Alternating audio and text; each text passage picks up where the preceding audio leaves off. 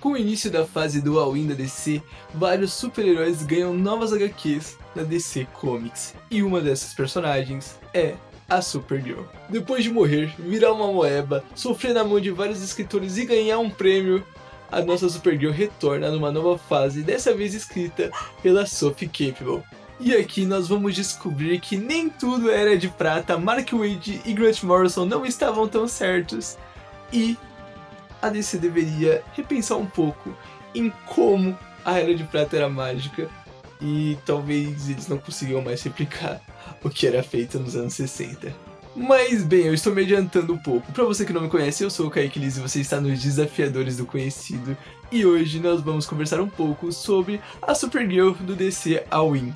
Então, peço que você já deixe seu gostei, se inscreva no canal e se preparem, pois agora nós vamos falar um pouco sobre quadrinhos. A Supergirl foi criada no ano de 1959 por Otto Binder e Al Plastino, tendo sua primeira aparição na HQ Action Comics número 252. A Supergirl é uma heroína clássica da DC, tendo uma cronologia surpreendentemente confusa, na verdade. Nossa heroína é uma das personagens que caiu na bagunça das terras paralelas, Terra 1 e Terra 2 do pré-crise.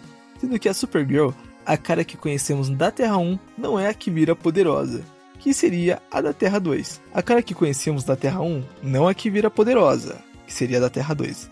Vai de arrasta pra cima durante o evento Crise nas Infinitas Terras. Na crise, o universo se refaz sem uma Supergirl, mesmo tendo a poderosa que sobreviveu ao cataclisma multiversal e se tornou uma anomalia multiversal, já que no pós-crise a ideia era manter o Superman como o último kryptoniano vivo. E assim surge a nova Supergirl, a matriz plasmática, que é uma geleca que, bem, ela se torna Supergirl. Mas a Supergirl que conhecemos retorna em 2004 depois de anos. Passou por uma infinidade de histórias e ganhou até mesmo um Eisner. E bem, agora nós estamos aqui. A proposta é importante dizer que no ano de 2015, 10 anos atrás, Santos Guardiões, eu tô ficando velha, saiu uma série da Supergirl pela CW, a mesma que produziu Arrow e The Flash. Na série tínhamos Killer Beate e uma Supergirl que era basicamente o Superman de calcinha. Sinceramente, eu não fui muito longe na série, e eu não vou me aprofundar muito, pois não é a minha área. Mas não esqueçam a série, pois isso infelizmente é importante. Então chegamos em 2025, onde a nossa querida Supergirl vai pra Midvale visitar os seus pais, os Danvers, que seria sua família humana, e lá ela descobre que a sua pequena cidade já tem uma Supergirl, e uma Supergirl de coxas fartas. O que a nossa Supergirl não sabia é que essa Supergirl falsa nada mais é do que uma kryptoniana que estava na cidade miniaturizada de Kandor, e depois de ser salva, ela cria meio que uma obsessão pela Supergirl, ela vira uma fanzete, e aí ela sai e tenta ser a Supergirl, e no final essa kryptoniana se torna a vilã, e bem, algo completamente ok, não é nada excepcional. A propósito, por algum motivo, quando ela é exposta aos raios solares e consegue os poderes de kryptoniano e tudo mais, ela fica coxuda e corpuda por algum motivo, e que a Sophie Campbell não quis explicar pra gente, mas beleza, a gente não tá reclamando.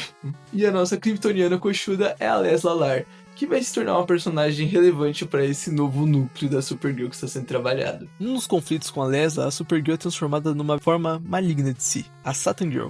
E além de ouvir esse de si, ela também é maligna. Tudo isso por Lesla expor ela a Kryptonita Vermelha. Mas no fim, com a ajuda de Lena Luthor, a filha de Lex Luthor, tudo dá certo. E depois de ir pro tribunal de Kandor e da intervenção da Supergirl, ela tomará conta de Lesla, que tomou um soft ban de Kandor. E agora, nossa Mulher da Manhã tem uma protegida, é que Lesla Lar assume o manto de super-heroína e se torna a primeira Luminari.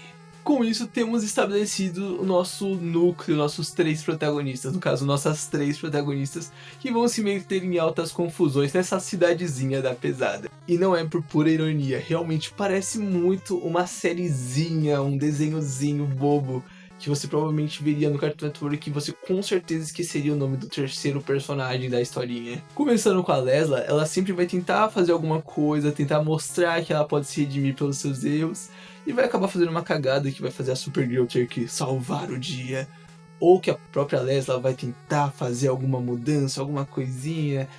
E esse vai ser provavelmente o tópico mais recorrente da personagem, ela tentando fazer alguma coisa e ela fazendo completamente errado. A Lena, ela vai ser aquela personagem inteligente, ela vai aparecer para trazer soluções, e vai ser aquela personagem mais antissocial de todas as relações, ela vai ser mais alheia, e vai ser a pessoa que vai, eu diria que se conectar ao mundo através das nossas outras duas protagonistas que são mais extrovertidas, que são mais converseiras, sabe? Ela é uma pessoa bem de boa, diferente do pai careca dela. Agora, falando da Supergirl, ela sinceramente é bem vazia. A Supergirl, ela tem balões de pensamentos? Tem, mas parece que ela não pensa. Ela tem balões de diálogo? Tem, mas parece que ela não fala. Ela não tem nada, absolutamente nada que você fala assim, nossa, isso aqui é tão essa personagem. Tanto que se você não conhece a Supergirl, você vai falar, ok, é só isso? Ou, aliás, ela não é nada. Ela resolve o problema, ela se torna um artifício para as coisas, ela é a pessoa que vai mover o plot, entre aspas, porque ela é mais de reagir às coisas que acontecem, mas ela não tem sal, ela não tem gosto. Você vê ela na tela, você vê ela no quadrinho, você fala assim, cara, olha aqui a Supergirl, ela vai lá, ela luta, ela vai lá, isso faz não sei o que, olha como que tem flashback, olha como tem menção de coisa que ninguém liga, olha como tem o namorado cavalo. Mas a personagem em si não tem nada. Tipo, não é que as outras personagens sejam muito mais construídas ou muito mais desenvolvidas, mas a Supergirl é tão, mas tão vazia, que, pô, a Leslie parece puta de um personagem perto dela. O termo Superman de calcinha, que era muito usado na época da CW, da série da Supergirl, se torna cada vez mais evidente aqui. Porque não é como se ela fosse um Superman de calcinha, literalmente, porque ali eles sentiram tudo que tornaria um Superman algo único, sabe? Porque a cara é uma personagem com uma construção diferente. Ela foi uma personagem que tem uma história trágica, assim como a do Superman. Trágica, meu Deus do céu. Supergirl tem uma construção completamente diferente da do Superman. E aqui eles parecem que esquecem disso pra transformar ela em nada. Pra esvaziar a personagem. E, a propósito, eu tenho a sensação que várias vezes a Sophie Campbell esquece que a Supergirl é uma adulta. Poxa, a gente tá vendo dramas que parecem coisas vindas diretamente de uma história adolescente besta. Só que depois de Woman of Tomorrow, que nem é um quadrinho que eu gosto, pra falar a verdade, é um quadrinho que eu desgosto, mas poxa, a personagem já passou por tantas coisas, tanta evolução. Por que você tem que reviver uma coisa de uma série da CW, de fazer uma personagem parecer um adolescente vivendo draminhas idiotas, e que sequer servem pra criar um mínimo plot que faça a personagem demonstrar um pouco de personalidade, sabe? E eu não vou mentir, eu não sou a maior leitora de Supergirl, eu não sou a maior fã de Supergirl, eu não li tudo da Supergirl, longe disso, na verdade. Mas essa infantilização da personagem, pelo pouco que eu conheço dela, que nem é tão pouco assim, realmente começa a afetar a leitura. Porque você vê uma personagem adulta tendo dramas completamente infantis, e a arte, apesar de eu gostar da arte, ela ainda atrapalha um pouco, porque você não vê traços adultos na personagem. Tudo parece muito vazio. Eu acho que é vazio de maturidade, mesmo numa história que tem uma pegada mais besta, mais infantil mesmo, e tá tudo bem, histórias podem ter essa pegada, mas seguindo o treinamento da Luminari e uma pequena exploração por Midvale, que é a proposta, a cidadezinha pequena que é grande que Nossa Senhora, nossas heroínas vão pra uma balada gótica e santos guardiões. E lá, Leslie defende uma menina, mas seu boy lixo acaba virando um super vilão por conta da geleca kryptoniana que a Leslie levava. A menina se chama Luna Lustrum e se tornaria mais uma integrante do bonde da Supergirl, mesmo a gente não tendo muito dela. Luna é uma menina meio tímida até onde foi mostrado, tem poderes psíquicos que vão ser utilizados posteriormente. E no fim, obviamente, a Supergirl resolve o problema. Como deve ter dado para perceber, o tom das histórias é bem leve, com alguns conceitos doidos originados da Era de Prata dos quadrinhos, ou pelo menos eles tentam fingir que foram originados da Era de Prata. A Era de Prata foi um momento das HQs onde as histórias estavam passando por censura, e com isso, as equipes criativas dos gibis de heróis utilizavam toda a sua criatividade para desenvolver suas aventuras. Bizarrices, conceitos mirabolantes, tanto mágicos quanto uma ciência lúdica, eram alguns dos maiores destaques dessa época, um verdadeiro culto à criatividade dos autores. Mas aqui, eles acham que pegar um conceito ou outro que não era mais usado e fazer uma autorreferência é o suficiente para emular o quão único foi aquele período. E bem, a DC vem tentando muito, mas não vem se saindo muito bem em emular o que um dia foi a cara da editora. Escritores como Grant Morrison, Mark Waid e Jeff Jones tentam resgatar conceitos, seja trazendo eles de forma bruta ou atualizando para uma cronologia moderna da DC. Mas aqui não me parece essa a intenção. Me parece muito mais um não sei como vender o meu peixe. não é uma história com clima de Era de Prata, não são resgatados conceitos e tem um tom mais leve e episódico, não é sinônimo de genialidade. Além dessas histórias, temos também uma HQ focada nos super bichinhos que são introduzidos nessa fase, que é o Crypto, o Rajado, que é o gato da Supergirl, o coelhinho da Lesla, que também tem superpoderes, e o Titano, que é aquele macaco vilão do Superman que foi encolhido, e ele nessas histórias é muito divertidinho. Pra falar a verdade, essa HQ em específico, esse capítulo, é um dos melhores, é muito legalzinho ver eles interagindo, é muito fofo. E parabéns, esse capítulo é muito bom. E pra finalizar, chegamos no 6º capítulo, que a Supergirl enfrenta uma versão maligna dela que foi criada ou liberada depois que ela se torna a Satan Girl. E aí ela simplesmente derrota essa versão maligna, todos os seus males internos, toda a sua parte ruim, através do poder da amizade e de uma dose de autoconhecimento. É um capítulo ruim? Não é um capítulo ruim, mas com certeza é um capítulo meio meh, sabe? A lição aqui é que todos nós somos bons e ruins ao mesmo tempo. Somos compostos de luz e trevas. E nós não escolhemos nossos defeitos, então tudo que podemos fazer não é reprimi-los, mas aceitá-los e lutar contra as suas consequências.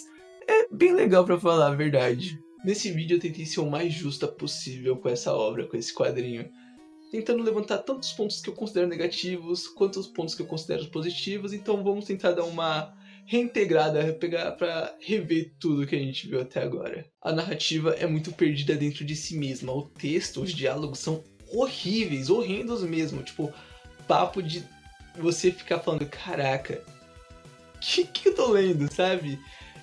E todos os plots, e todos os enredos, todas as estruturas das histórias não são muito legais, e a composição, a forma que a história é narrada não é muito boa. O storytelling não tá em dia nesse quadrinho. Temos um excesso de balões de pensamentos que não são necessários. Se você remover todos os balões de pensamentos, nenhum deles agrega para a história. Não importa o que os personagens estão pensando nos capítulos, porque você vai ver na mesma página o negócio sendo resolvido. E por mais que isso seja uma tentativa de resgatar coisas da Era de Prata, da forma que a narrativa é contada, isso não dá certo. E o problema da narrativa não é sobre o quadrinho ser episódico, porque, por exemplo, o Quarteto Fantástico do Ryan North, que é um dos, se não o melhor quadrinho da atualidade, ele é episódico. Mas ainda assim temos uma estrutura que faz mesmo quadrinhos, os capítulos sendo fechados dentro de si mesmos, você pegar e se sentir satisfeito com a sua leitura. E você sentir uma progressão, apesar de ser episódico. Tudo é uma enorme construção que começa e termina em cada 20 páginas que você pega para ler. Ali existe uma estrutura narrativa fechada que torna cada gibi individualmente uma coisa só. Aqui não, aqui você pega, começa catando maçãs e termina catando coxas grossas. A Supergirl é provavelmente a pior coisa desse quadrinho. Ela não tem nada que remeta a personagem tirando o nome e as roupas. E basicamente tudo que tá ali da personagem é vazio. E como eu disse antes, ela perde em personalidade para essas personagens novas. E para ela perder para Lesla em desenvolvimento e escrita, as coisas estão muito ruins. É necessário uma escrita muito, mas muito porca mesmo. Tanto a Lesla quanto a Lena parecem que saíram diretamente de um desenho genérico do Cartoon Network que foi cancelado na 2ª temporada. Elas são personagens ruins? Não, elas são divertidas, elas conseguem entregar bem as propostas delas, mesmo sendo propostas muito genéricas. Mas ainda assim, falta qualquer substância nas personagens. Tudo é muito filme do Mario. Eu acho que essa é a melhor definição. Tudo é muito filme do Mario. Ele vai para um lugar, ele conversa com uma pessoa, essa pessoa está comigo agora. Aí ele vai para outro lugar, conversa com as pessoas, essa pessoa... Como se fosse montando uma party num RPG genérico de Nintendinho, sabe? E ambas repetem o mesmo plot. A Lesla tem problemas porque os pais dela não davam atenção. A Lena tem problemas porque o pai dela é careca. E no final, quem tem problema sou eu, porque eu tava procurando alguma coisa nessas personagens. Alguma nuance, um tequinho, um resquício de algo que faz eu falar, tá, isso vai fazer eu lembrar dessa personagem. Quando ela aparece de novo, eu falo assim, olha, ela passou por tal coisa. Mas não, isso não vai acontecer. Tem pessoas que se incomodaram bastante com essa parte mais apelativa do gibi, sobre o design, as coxas grossas em excesso. Mas eu particularmente não liguei, não me importo. Acho que tem que ter mulher, homem e não binário gostoso mesmo no gibi super-herói. Tem que voltar o tesão nos gibis. Então, se for para reclamar das coxas grossas, não estarei reclamando. E com tudo isso, eu não achei a leitura desse gibi tão ruim assim. E se bobear, eu até te recomendo, caso você não conheça tanto a personagem. Pois é, apesar de ser uma HQ bem simples, caso você não seja um fã árduo da personagem, você pode se divertir bastante com a história, já que podemos ter 0 de profundidade, 0 de desenvolvimento ou 0 de várias outras características positivas, mas nós temos 6 ou 5 pontinhos de diversão e talvez seja isso que importe. Se você ama a Supergirl, eu recomendo que você passe muito longe desse quadrinho, apesar de eu acreditar que você esteja lendo só porque é dela. Mas se você só acha a personagem legal e quer uma coisa pra passar o tempo, esse gibi é pra você. Enfim, pessoal, esse foi o vídeo. Espero que vocês tenham gostado. Patrocínios, publicidades, parcerias, etc. Nossos contatos estão todos aqui na descrição. Espero realmente que vocês tenham gostado do vídeo. Eu sou o Kaique Liz. Um abraço e tchau.